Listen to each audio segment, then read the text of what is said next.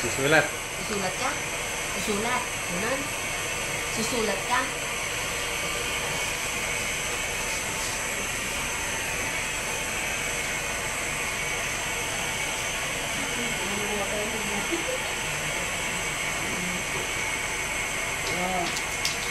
Okay.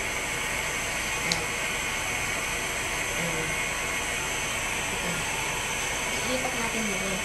Hindi ba kaliwete si Daddy? Kaliwat kanan niya si Eh di, habang sumusulat, huwag mo munang palagayan.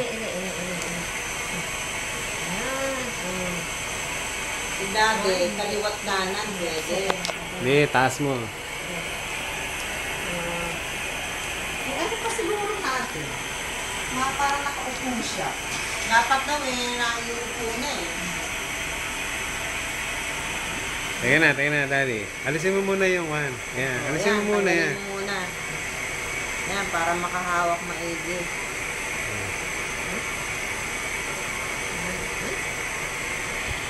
Ayan, dapat na-exercise nga yan. Kasulat ng maigi eh. Water basta yan. Water. Water ang gusto niya talaga.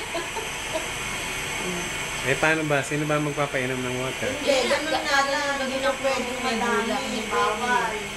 Kasi Hindi baka para mapunta daw sa baga. Sa baga. Oh, hindi para pwede, Daddy, ng maraming tubig eh.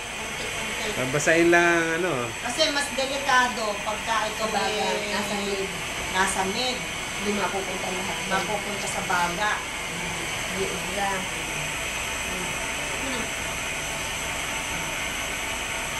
Unti-unti kayo, mamaya ulit. Mamaya ulit.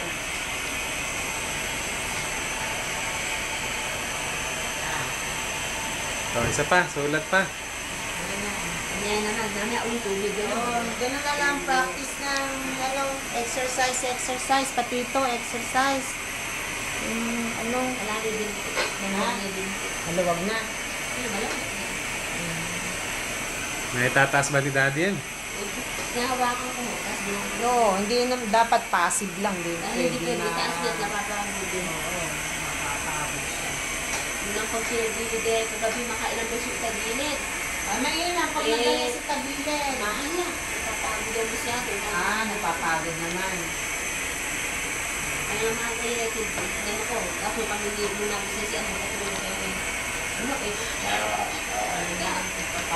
Dapat din dahan-dahan. Sinaksyon siya.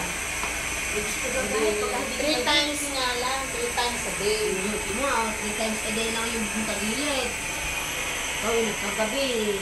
Napagod. Magkakalit ka. Huwag ka hindi biniling.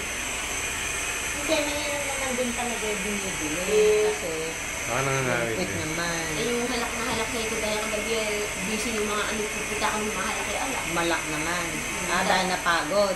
Tapos yung pagdating, sinabi ko, sinaksyon siya. Ano daw, may sinasabi. Ano? Tulig. Mamaya naman. Kagalit na si Daddy. Siyempre, marami. Bili nung bili nung doktor, wag daw madami. Napapagalitan ako eh. Ano? Delikado, malalagay sa baga. Kuntik-kuntik lang daw.